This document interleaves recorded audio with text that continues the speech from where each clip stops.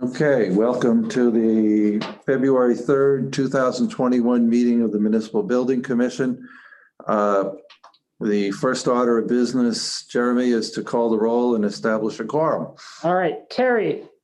Here. Ed. Here. Jackie. Here. Gail. Don't see Gail. Jerry. Here. Mike. Andrew, I see it's just joining. Andrew, are you here? Here. Okay. Kelly? Oh, and Gail just came in. And, Here. and Jack. All right, so we have everybody except for Mike, so that's clearly a quorum. First order of business, even though the agenda says vote to approve the minutes of December 2nd, we believe that should be January 6th, 2021. So Jackie, is there a motion to approve? Move to approve. Terry? Second. Thank you. Jeremy? All right, for the January 6th minutes, Terry.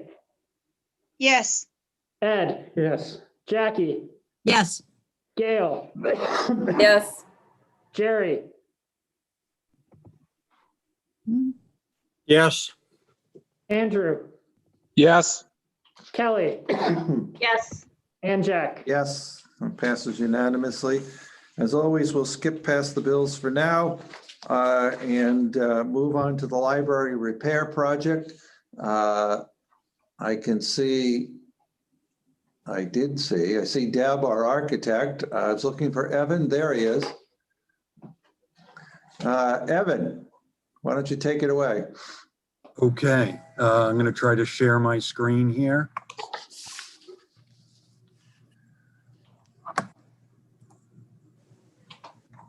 All right, can everyone see my screen at this point? You should be looking at some balcony photographs. Yes, we do. Okay, so with the construction requisition that's before you tonight for approval, that puts us at about 21% through construction, which is good. We are on track for completion within a day or two. I think our last update still showed us 1 day ahead.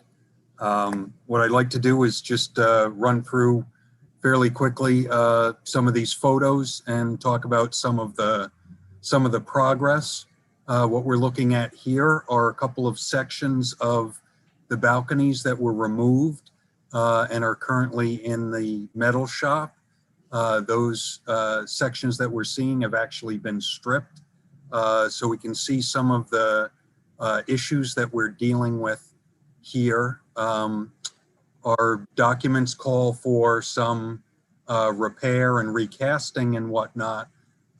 We are currently looking to strip the rest of the balcony sections, have our metal folks do an assessment, and come up with a kind of schedule of repairs and see where we're at relative to allowances or other things that we've owned for repair versus what might actually be recommended to do.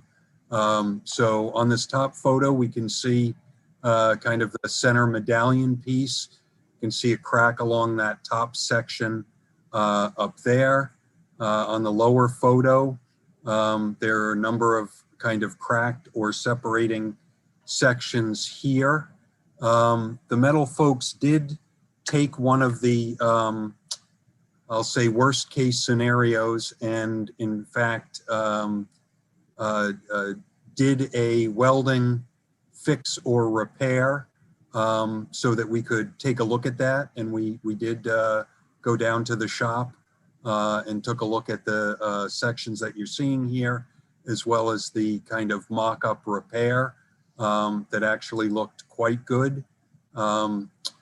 Actually recasting elements is quite expensive.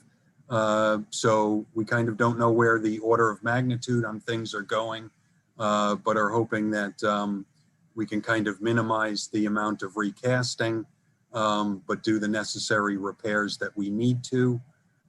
It appears that a lot of the damage that we're seeing on these balconies have to do with some water infiltration and some freezing and whatnot. So the intent is that once we're done with these repairs, that we'll have fixed any of the water infiltration issues. And we've also talked about adding some air and weep holes that should help preserve these repaired sections for years to come. So that's kind of what we're seeing here. Next photo, if you recall, there's some nice light fixtures and poles on the front steps of the older section. You're seeing these stripped here. What you'll see on the left here is that we have kind of the original intact metal castings on that lamp post. And then on the secondary lamp post, you'll see these white sections that I believe are synthetic, whether it's a phenolic resin or kind of a concrete casting. Those appear to be in good shape. And we don't think that we do any better relative to metal casting. So our intent is to be able to continue with other repairs and refurbishment on these light poles. And once they get repainted, we will not see any difference. Evan, if I understand you, what you're saying is what's white in that picture is something that was done not originally, but later to replace a damaged area. Is that what I'm understanding? Yeah, that is what we can, yeah. So what we can see here is, here's a fully intact, what we expect to be kind of original casting here. At some point along the way in the history, some of these cast pieces have been lost or damaged and replaced with these synthetic or non-metal portions, but they seem to be in quite good shape. So the intent is to leave them as they are. No one will know the difference once they're repainted. Okay. All right, so then on to some of the other progress, actually more on-site progress that we've had over the last month. A nice kind of evening shot of the crane lifting off some removed existing roof materials. Here we can see a stripped roof at the south side. They've put down some primer there. On the next photo, you can actually see some air and vapor barrier that's been installed on top of that primer. Then we get into the insulation board on top of that, the protection board over that, as well as some membrane roofing in the process of being installed.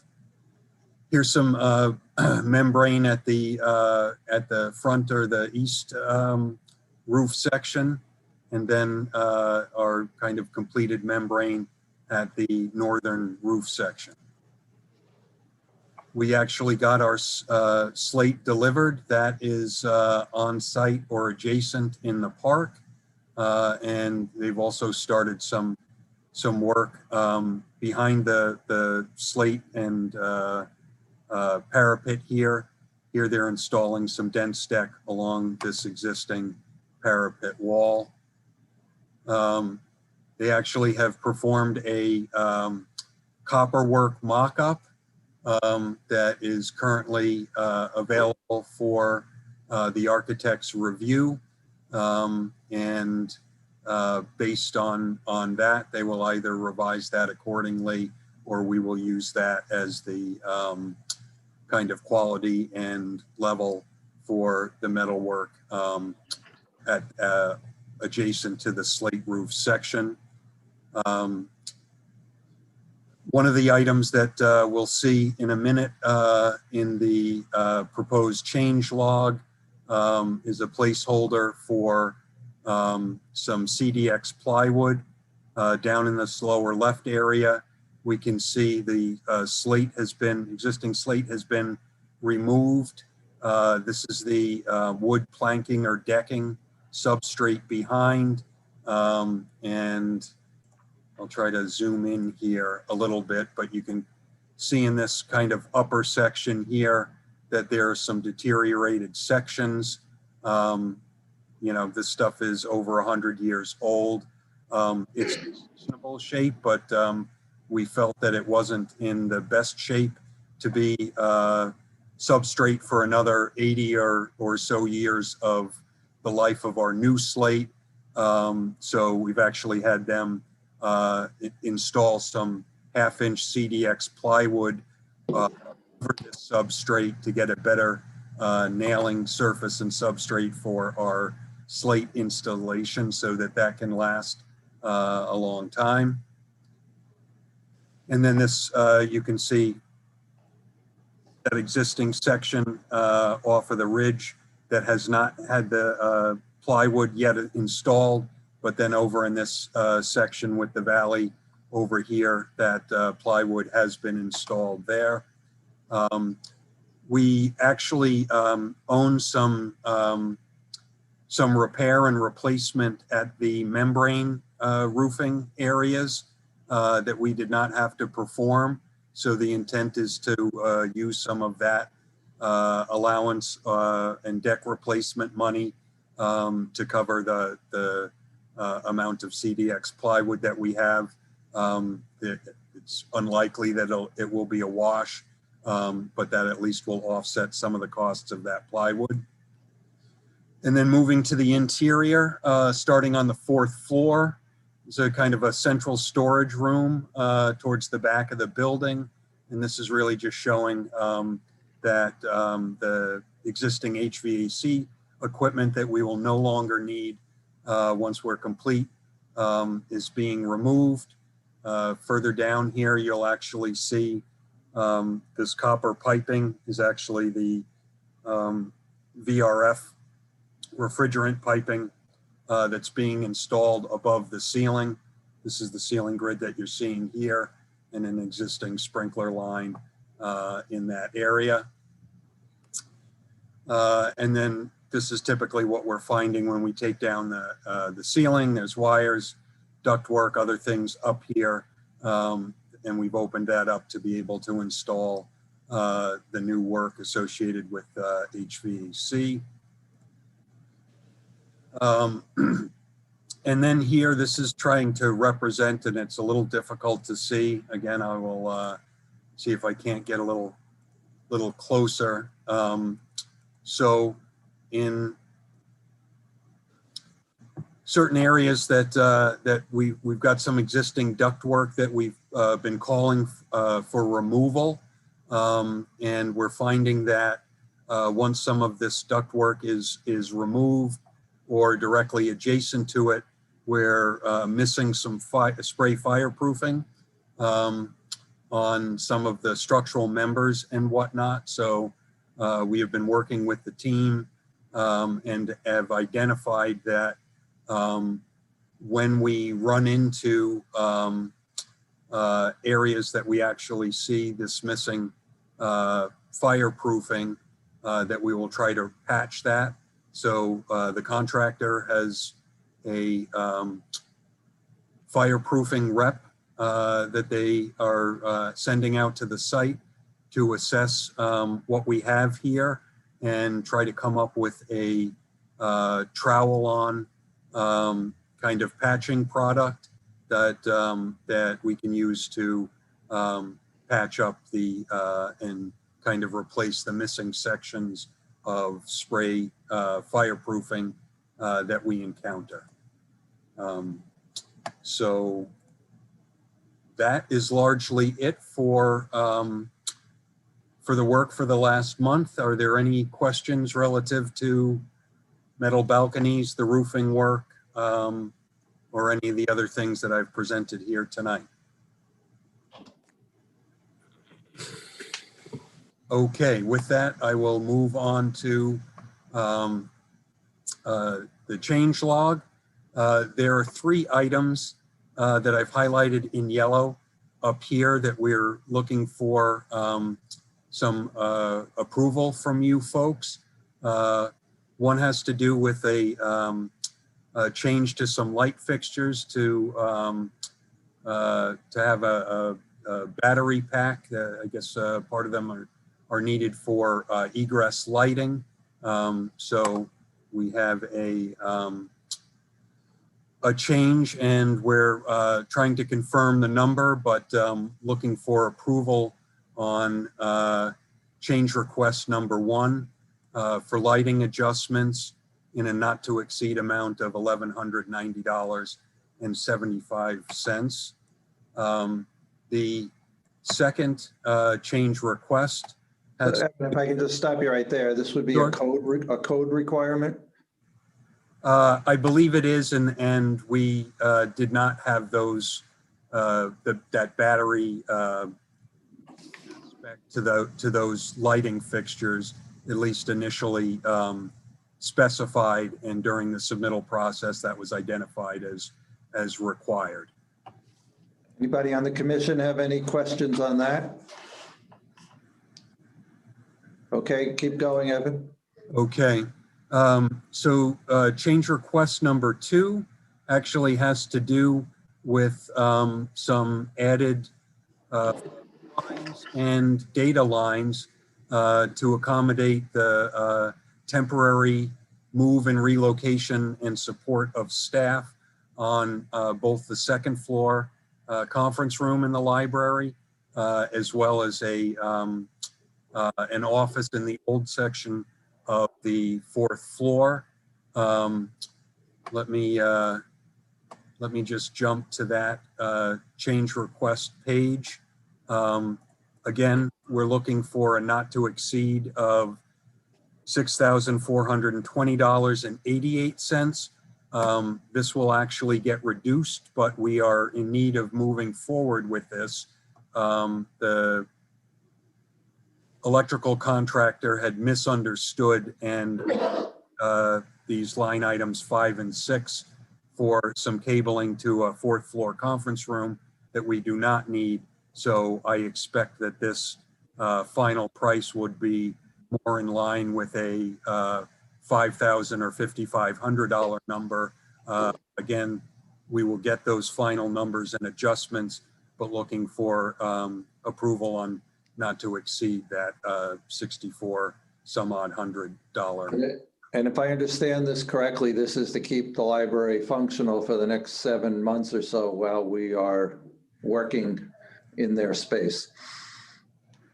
Correct, and that includes some phones down to that conference that currently does not have that, as well as some data lines for some Munis and other network connections that will allow the library to fulfill their work during that period of time. Yeah, if I can just expand upon that, Evan. Sure. So IT is in my department, and so I worked with the IT director on this. And on the list you see in front of you, the item number 3, the Cat6 data cable. So that will allow the director access into Munis, which is our financial accounting software.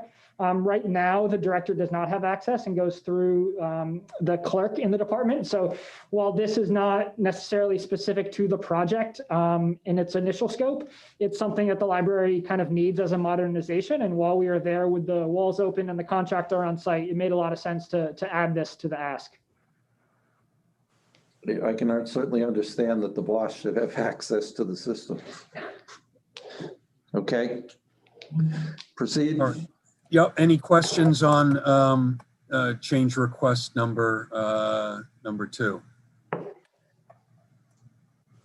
Okay, then we actually have a real number, and this is for change request number 3.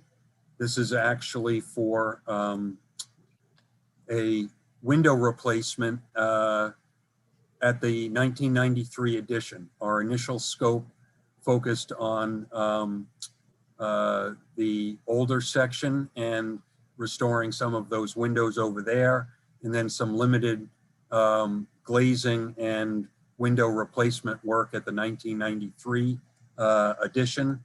And I believe that Jeremy had shared a very nice summary that the architect had put together relative to the windows at the existing 93 addition.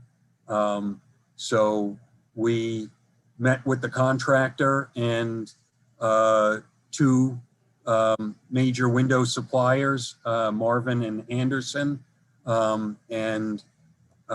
So this number was a $500,000 plug number last month when this was presented to you.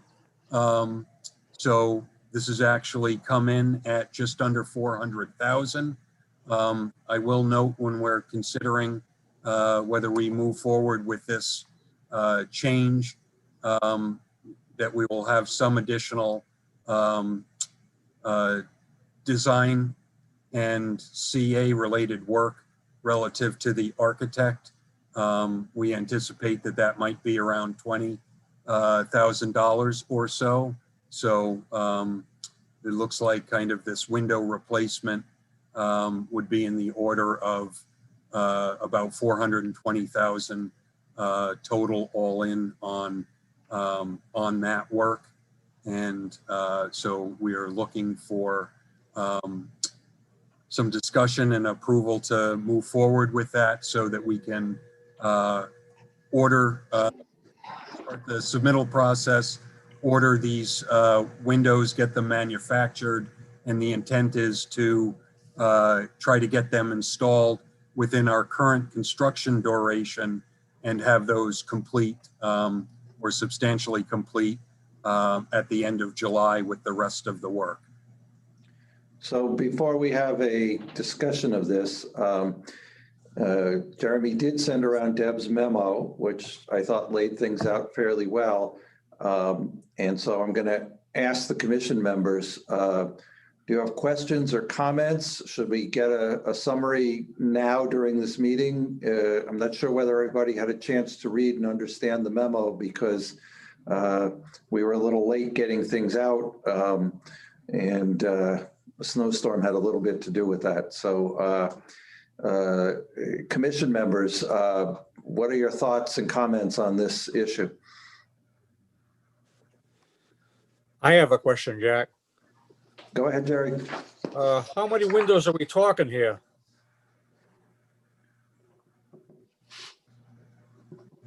So Deborah, I think we're somewhere along the lines of, for some reason I have about 30 in my. 30 something, I think 34 maybe. 34 sounds right. Sorry, it is all of the windows in the 1993 edition, and it is also the first floor windows or the ground floor at the 1907 portion of the building as well. Those were previous replacement windows. And what are we looking at replacing them with?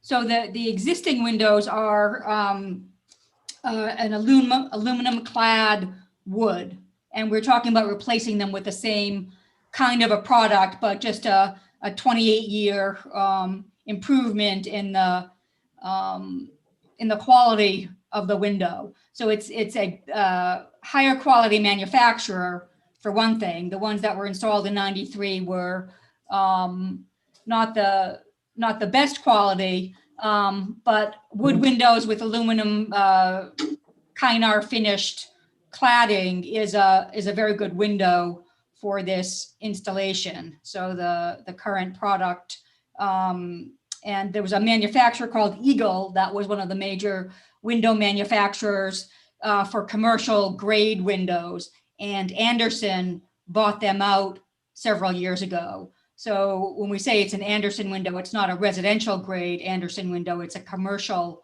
window that will get a 20-year warranty and much better quality than what is there, in addition to being a new installation.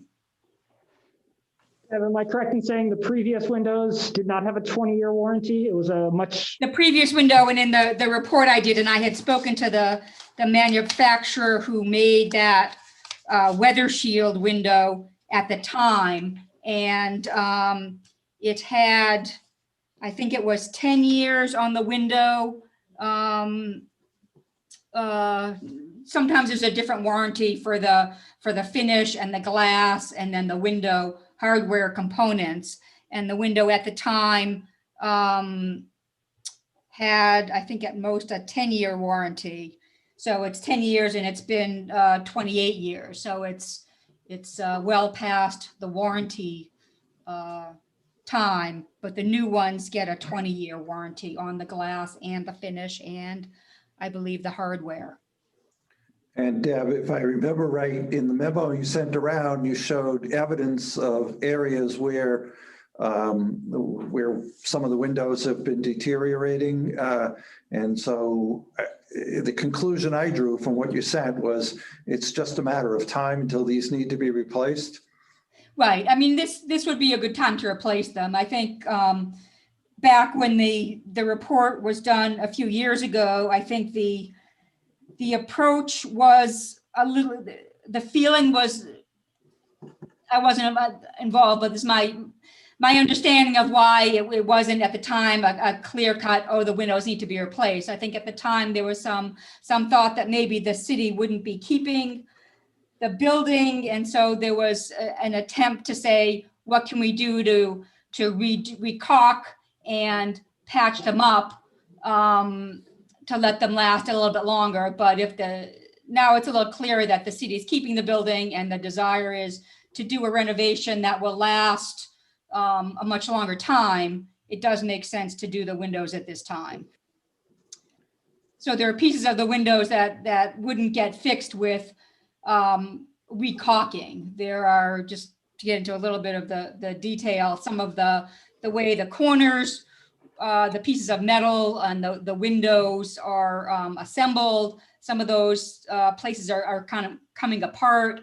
There are some foam components in the operating pieces of the double hung windows that over time it just dries out and causes the window to not be as watertight as it could be. So those kinds of things are happening and are likely a reason why there is some moisture getting in.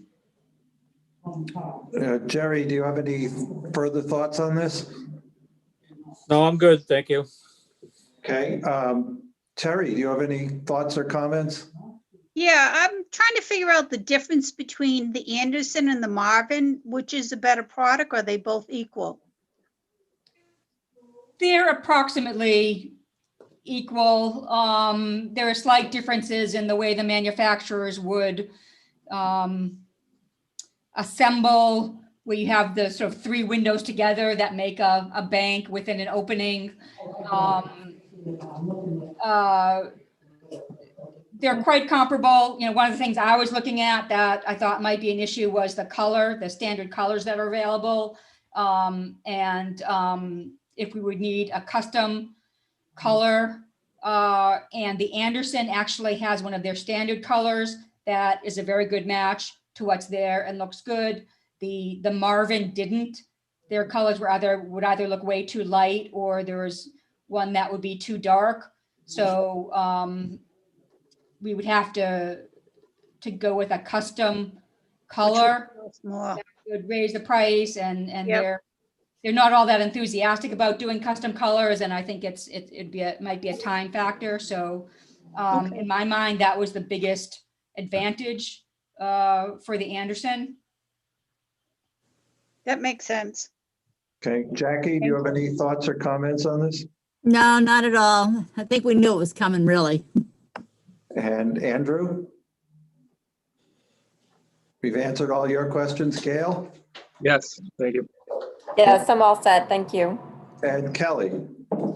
My only question was if we knew what the price difference was for the custom color versus just to give us that option of pricing out both. Is it a significant difference to do custom?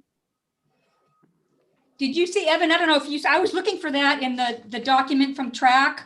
There were two things we asked them to price separately, and I'm just not seeing it. One was a custom color, because at the time we asked them to price it, we didn't know if we want the custom color or not. And the second thing was at the at the 1907 wing at the first floor, to go back and match the original profiles. There would be some extra work rather than just putting in a window that matches what's there now, which is the 1993 replacement, to make it look a little bit more like the other windows in the 1907 wing that had these very thick, deep mullions. We asked them to price the upcharge for that, and that would be strictly an aesthetic decision, to put back something that matched the original. And I'm not seeing that in the track document. I don't know, Evan, if you have the answer. I asked Sergey at track this morning if he had that number, and he said he did, but I just still don't see it in there. Yeah, so I mean, Change request document. we certainly need to pursue this a little bit more. However, what's been explained to us earlier this week is that Anderson's number is actually higher than the standard Marvin number by $3,000. However, once you go to a custom color in the Marvin, which we would need to do, that's more than, and in addition to that, the numbers, and these guys have had about a month to pull these numbers together, that within a month's time, Marvin is still a bit sketchy on, they're not giving, hey, this is the final number. They're giving an estimate number on this, and the contractor felt uncomfortable with that and felt like Anderson was giving us what we were looking for with the right price and the right kind of responsiveness. So I think that this proposal that's before you is the right one. As Deborah had said, I think we're gonna work a little further on what we may do at the existing historic building to try to get that back to closer to its original look and profile. And it may have less to do with the window, a window change specifically, but more some of the surrounding details that had been removed in '93. So I think that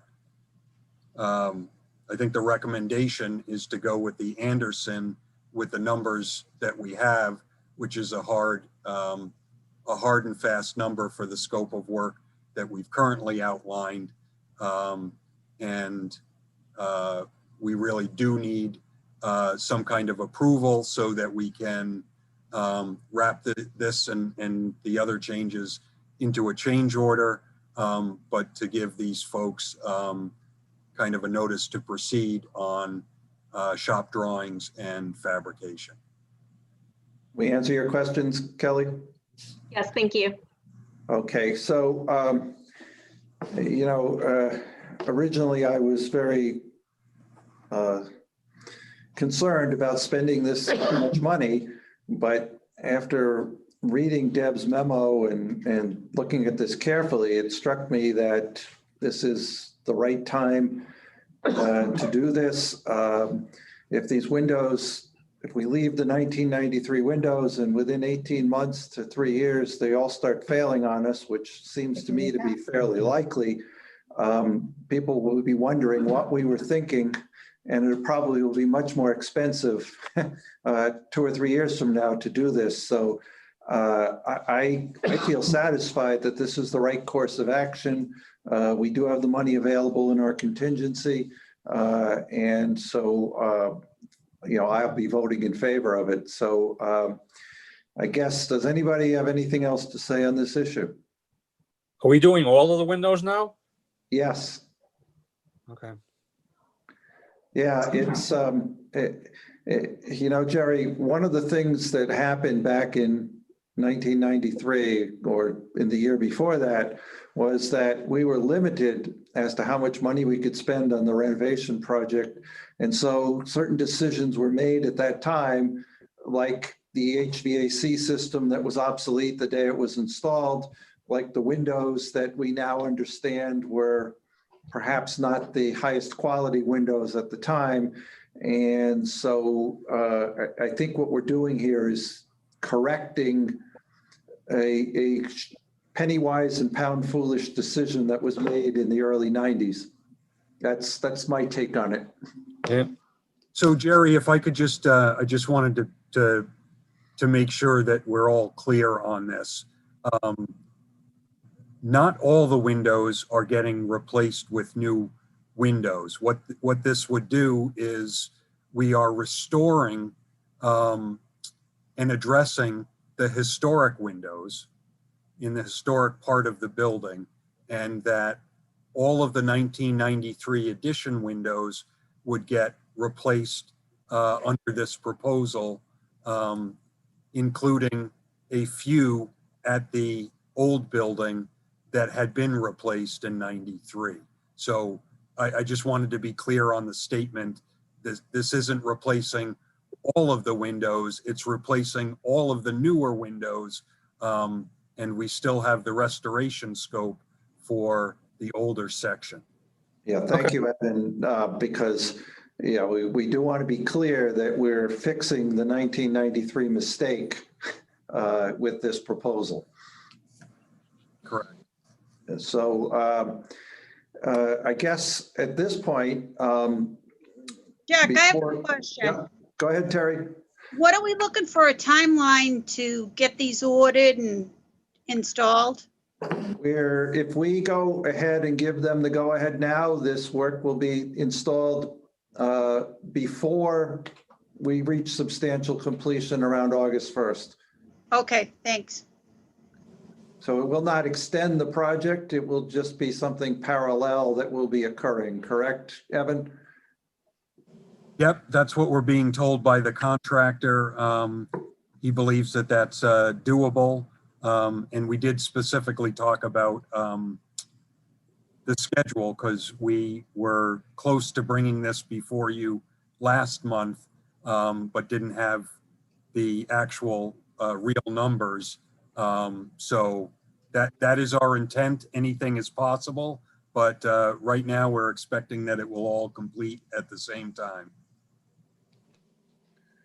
Okay, so does anybody have an objection to voting on all three of these change proposals? If I can just add So that something. Jeremy, what? I said, I would just like to add something. I spoke with the mayor extensively about this as well, and it's something that the administration agrees with. I know it's a large chunk of money compared to the overall number on the contract, but it's something that I support with the same level of enthusiasm that Jack does, and so does the mayor. So this is something the administration is behind as well. Thank you, Jeremy. I should have called upon you for that. No worries. Apologize, but thank you for bringing that up. So I guess, should we vote on all three of the change proposals, or do you want to do them separately, group? Hearing no All one, three. yeah, hearing no one say that we should take 3 roll call votes. Thank you. So as to change proposals 1, 2, and 3, Jeremy, do you want to call the roll? All right, Terry, Yes. Ed. Yes. Jackie, Yes. Gail. Gail, you still there? I'm here, yes. Jerry, Yes. Andrew, Yes. Kelly, Yes. and Jack. Yes, okay, so all 3 of those are passed unanimously. Evan, do you have any new change proposals you want to give us a preview of, or is there nothing new? You're muted. You're muted. I'm sorry. Yep. Let me see about sharing my screen again.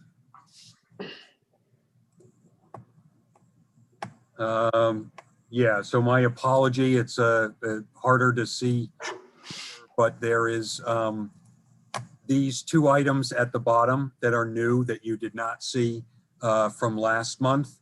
Okay, and those are the two things you told us about during during your photo presentation, correct? Correct. Trying to address the missing fireproofing and the CDX plywood at the slate roof substrate. And I've just put kind of rough order of magnitude numbers to each of those of $8,000 and $5,000 for the plywood. And we will certainly update you with real numbers when we come across those. And at this point, we've discussed internally at our weekly job meetings that we will be tracking these things on kind of T&M basis, time and materials. And again, the plywood roofing piece also goes against some allowances that we have to work with. Yeah, and so as to the plywood, it seems obvious to me that we don't want to be putting new roofing over rotted underlayment. And secondly, it doesn't do, when fireproofing is missing in one place, then that's the place that would melt in the case of a fire. So why have it next door? You need to have continuous fireproofing for it to be effective. Would that be a fair statement? That is. So I guess nothing further that we need to discuss on this unless anybody has any questions on either of those. And next month we'll understand what the actual numbers are. Anybody have any questions on either of those? Okay, then anything else you want to present to us, Evan? No, that was it. If anyone's got any questions, I'm happy to try to answer them. Anybody have any questions for Evan? Anybody have any questions for Deb? Deb, is there anything you want to add to the update? I think I'm all set. Okay, excellent. Then looking back at the bills, we have a bill for Evan's firm for $97.39. And Jeremy, are you satisfied with that? I am. We also have Trax application number 3 for $308,298.94. Evan and Deborah, are you recommending that to us? We are. Okay. The next one, is that you, Jeremy? Or? Yeah, this is me. So a couple of these have come up. There are some incidental costs to keep the library moving while we have construction. So the cart for, we take down shelves, but we still want to display the books, the carts for that. If you recall, we brought an air purifier invoice to you before for something like $210, I want to say. And then the supplier canceled our order after you had approved the invoice. So we pulled the invoice for payment, reordered with someone else and put it back on here. So we're only ordering one air purifier, but you're approving it twice because we revoked the old one. And it's slightly cheaper. And it's slightly cheaper. Okay. And then we have another bill for BH&A for their services for December. Jeremy, you satisfied with that? Yep, and Evan And Evan is as well? Yep. I am.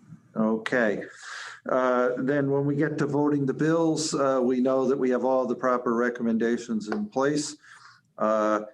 So do we have anything? I noticed that Amy has joined us. I don't know if Charlie Oliver did.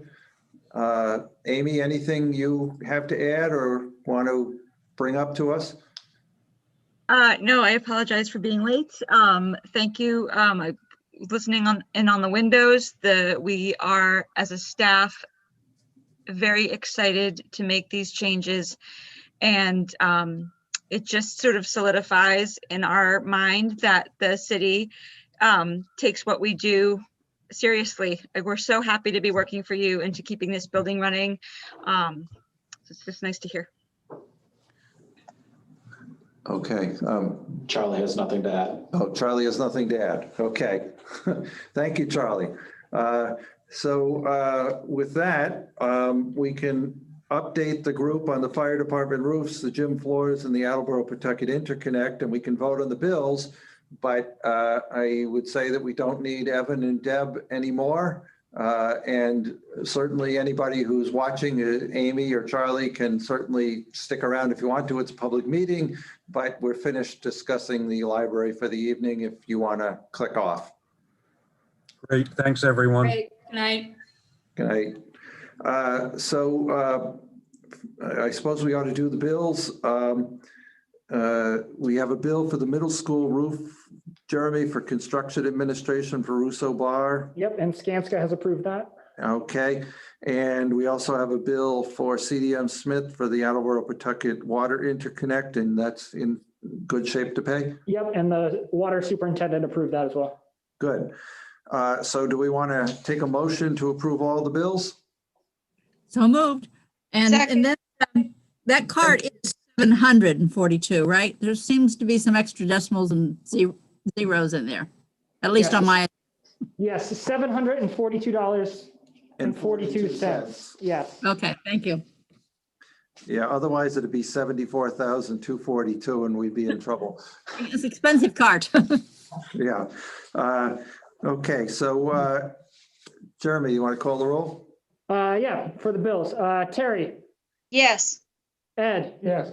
Jackie, Yes, Gail, Yes. Jerry, Yes. Andrew, Yes. Kelly, Yes. and Jack. Yes. Bills pass unanimously. Jeremy, do you want to update us on the fire department roof project? Yes, I will do that and the gym floor. So the fire department roofs, we, as I told you last time, we had money transferred from the city's reserve for capital in the operating budget to a fund for the fire department roofs as seed money. So we're having discussions with a construction consultant now to help us design our designer selection RFP. So we progressed a little bit on that since the last time we talked. We're in discussions about narrowing that scope, and hopefully by the time we're this meeting next month, we'll have something concrete for the committee to review. So we would hope to put that out on the street By the end of next month would be my goal. at the end of March? Yes. That would be And my goal. then we would interview in April for the designers? That's the goal. Okay, good. Good to know. Anybody have any questions on that project? Which buildings are they doing? They are doing Briggs Corner and headquarters on Union Street. Okay. Both of those roofs are in very bad shape, Jerry. We knew that we wouldn't be able to get them addressed this winter, but I think the mayor and the fire chief have strongly requested that they not go through another winter with those roofs in the condition they're in. And I will say from a financing point of view, we have a few capital projects that were borrowed somewhat in excess of what the actual expenses ended up being. So we'll be able to roll some money into the fund. So we'll be going to council for a full loan authorization for everything that we think the project will cost. But the addition to the city's debt profile will be much smaller because of savings on other projects. Jeremy, what's the anticipated ballpark estimate? Yeah, so for both of them combined, it's around, I want to say 350,000. I think it's about 40,000 for one and, 250 or 270 for another. So by the time you get some markup, we're in the like mid 300, high 300 range. Okay. And both those buildings are anticipated for the future. How long is the city going to be looking to keep those buildings, or indefinite? Yeah, so 100 Union Street is about 100 years old, and we hope to get another 100 out of it, so to speak. It's slated for continued use for the next couple of decades. Briggs Corner, I'm not as familiar with, but there are no plans to build a new fire station and abandon any of these buildings. So Andrew, let me just say that there has been talk for many years about building a new public safety building. And we know that the cost of that is going to be something approaching $50 or $60 million. And so even though it's a pressing need for the city, it's also a very large number. And so when the city would be able to undertake that project, may even require a debt exclusion. So the idea that we would not repair these roofs and let those buildings deteriorate further when we could be a decade away or more from really seriously undertaking the public safety building, it seemed like a good idea to invest a relatively small amount of money and preserve the assets that we have. Okay. Thanks, Jack. But before I retire, I would like to build the public safety building, just to let everybody know that. It's on my bucket list, and shows you what kind of a terrible person I am, that's what's on my bucket list. But in any event, that's something we'll look at. So Jeremy, the gym floors. Yeah, so as this group knows, we were able to have municipal council amend the loan authorization for the Brenham Warm Sutter roofs as it came in significantly below budget, around the $900,000 range. Because it involved a loan authorization, bond counsel was involved in a way that I wasn't quite anticipated, that I hadn't quite anticipated. So that took us a little bit longer. Our plan right now is to use our experience from writing a designer RFP without an OPM from the fire department roofs and apply that to being able to write a designer RFP for the gym floors. So if our current goal is March and then April for fire, our gym floors would kind of be keyed off of that. And then we have about a $700,000 idea for a budget there, which includes removal, any remediation, and then installation of the new floors. So that'll follow quickly after fire. Yeah, so we, at one time, were hoping that the project would be moving a little more quickly and that we could work over the April school vacation, but that does not appear to be in the cards. So I would say this is a summer project to be done and completed before school starts again in September. That's the idea. So similar to what we did with the Brennan and Warm Sutter roofs, is that we would choose a time when the building was empty to, especially to do the demolition, given the fact of what's down there now. So that's where we stand on that. Then on the Attleboro Pawtucket Water Interconnect, CDM Smith got the approval of the Conservation Commission for the stormwater design. And then they applied to the Minor Site Plan Review Committee chaired by Gary Arasian. And I participated in that. And there were a number of things that were not in their design that needed to be in the design, in the opinion of the assembled group, which included the building inspector, the chairman of the planning board, Gary Arasian as the director of planning, Courtney Wunschel, the water superintendent, and there may have been one or two others who's escaping me at the moment, but we sent them back to the drawing board to add things to the plan, like sprinklers in the building and cameras and other things of that nature. So we are expecting them to refile with the city in another week or so to get that approved. And then once the minor site plan has been approved, then we would be able to schedule bidding on the building. So that's where we stand on that project. We had hoped that it would be on the street now for bidding, but again, sometimes our hopes aren't met. So that's where everything stands. Our next meeting is going to be the 3rd of March. And we might as well, as long as we have our calendars handy, it looks like the 7th of April would be our April meeting. And I suspect we will have to have a special meeting at some point in April once the RFPs are back so that we can sort through those and decide who to interview. But in any event, mark your calendars for March 3rd and April 7th. And of course, in following our usual schedule, the school building committee will meet the Wednesday following each of those. So that's undoubtedly March 10th and April 14th, which you're all a member of that. Anybody else have any other new business to bring up? Then, all right, then I guess a motion is in order to adjourn at 6:25. If I could, yeah, 6:25. So moved.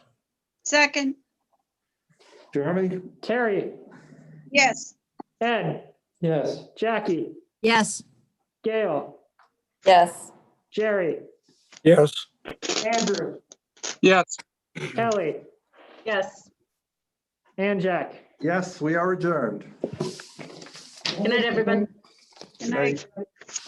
What was the date for March? 3/3. 3. Yeah, 3/3 and 3/10 and 4/7 and 4/14 are the Oh, my God.